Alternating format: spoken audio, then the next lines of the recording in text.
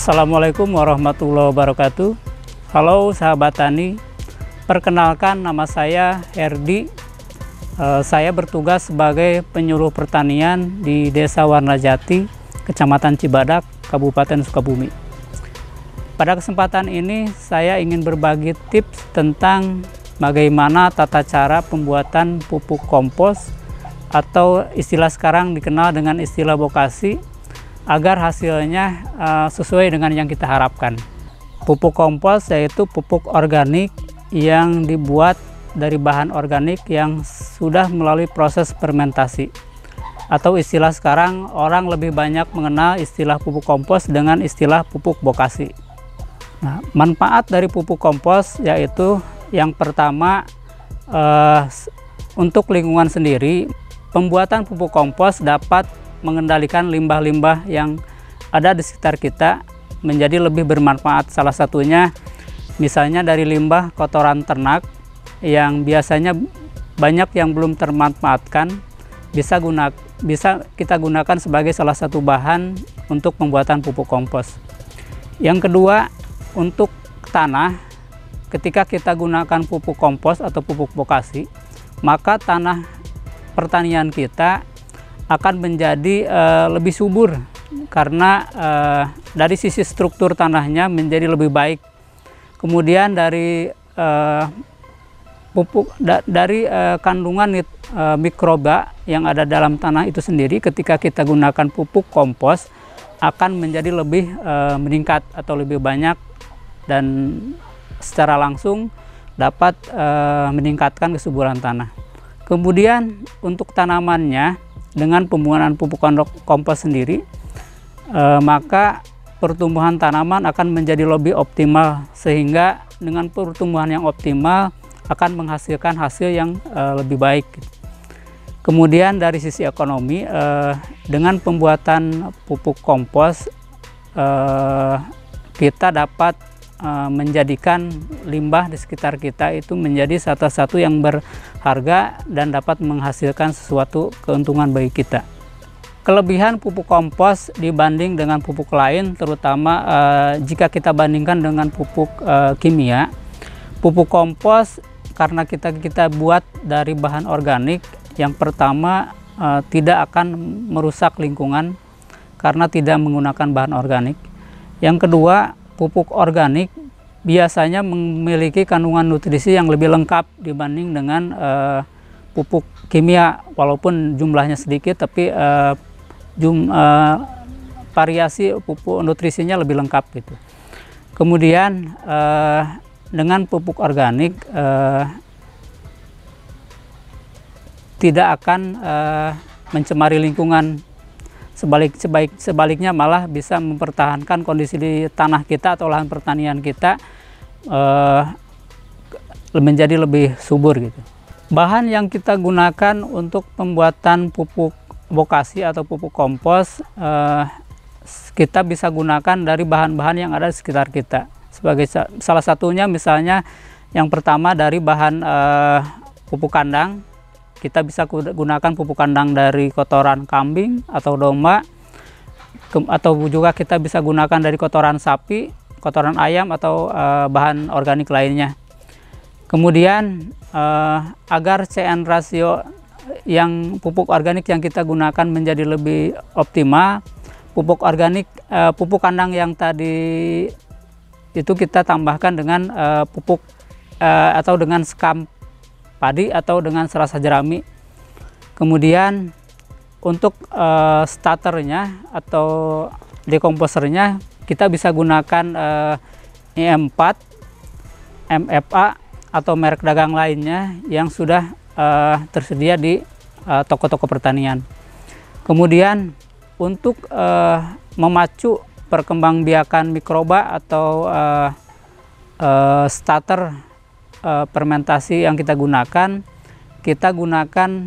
gula, atau juga bisa gula merah, gula putih, atau tetes tebu bila ada. Dan harganya lebih murah, kita bisa gunakan tetes tebu. Kemudian bahan lain yang bisa gunakan yaitu dengan bekatul atau limbah dari penggilingan padi. Selain dari sekam itu kan ada bekatul, itu juga kita gunakan, karena dengan penggunaan bekatul itu kita pupuk organik yang kita buat bisa menjadi lebih baik kualitasnya.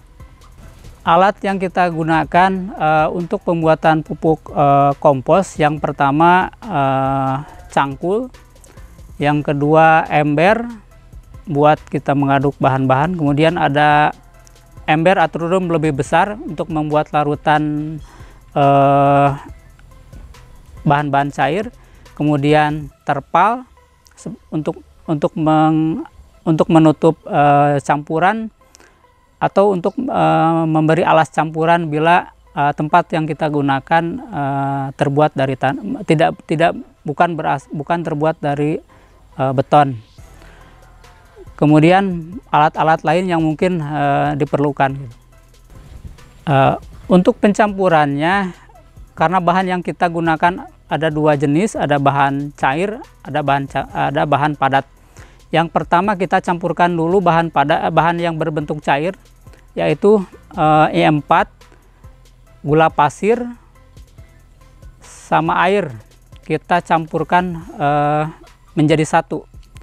Sebagai catatan, bila kita menggunakan gula padat atau gula pasir, sebaiknya gula tersebut kita larutkan dulu dalam satu wadah. Kemudian setelah betul-betul larut, baru kita campurkan dengan wadah yang lebih besar. Kemudian yang kedua, kita campurkan bahan yang berbentuk padat, yaitu pupuk kandang, kemudian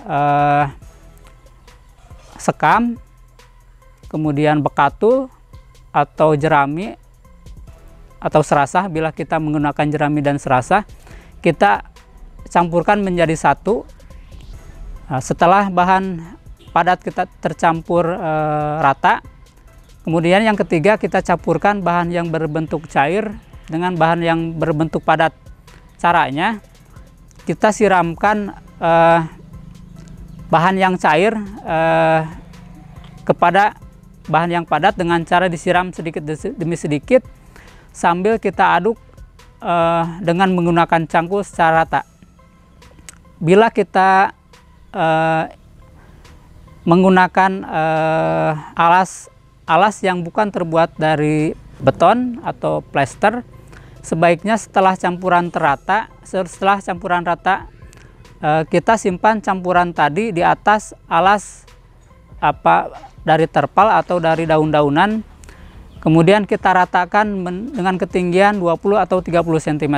Nah, setelah campuran rata, kemudian kita tutup dengan menggunakan terpal dan kita biarkan selama 1 atau 2 minggu. Nah, ketika dalam proses 1 atau 2 minggu tersebut, kita cek suhu minimal 1 kali dalam sehari.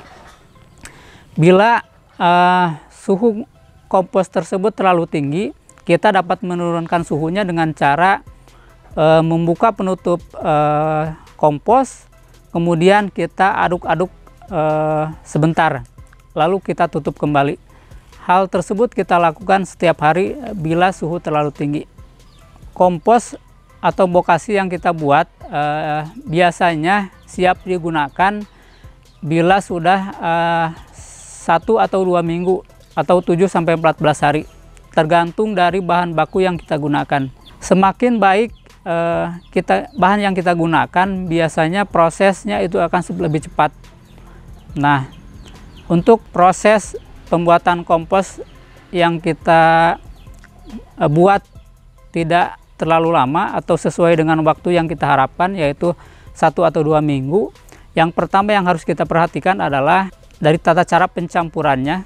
Kemudian kita harus perhatikan CN rasio dari campuran tadi.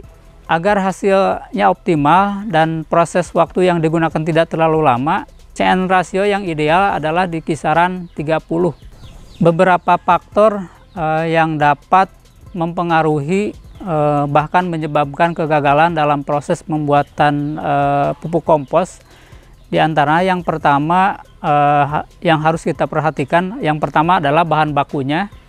Bahan baku yang kita gunakan harus benar-betul yang berkualitas baik. alat dan bahan yang digunakan juga harus cukup baik, dan yang penting adalah tempat yang kita gunakan harus dalam kondisi tidak terkena sinar matahari langsung dan memiliki naungan agar tidak terkena sinar matahari dan hujan secara langsung. Yang terakhir, hal yang harus diperhatikan adalah nilai CN rasionya, karena bila CN rasionya nilai CN rasio dari kompos yang kita gunakan terlalu rendah, biasanya proses fermentasi yang terjadi membutuhkan waktu yang lama, bahkan menyebabkan kegagalan karena dekomposer yang kita gunakan tidak dapat berkembang, atau sebaliknya jika CN rasionya yang terlalu tinggi juga sama hasilnya kurang bagus. Jadi CN rasio yang ideal sebaiknya di angka 30. Demikian materi tentang tata cara pembuatan pupuk kompos atau bokasi yang dapat saya sampaikan. Mudah-mudahan ada manfaatnya, khususnya bagi petani dan masyarakat pada umumnya. Billahi taufiq wal hidayah. Assalamualaikum warahmatullahi wabarakatuh.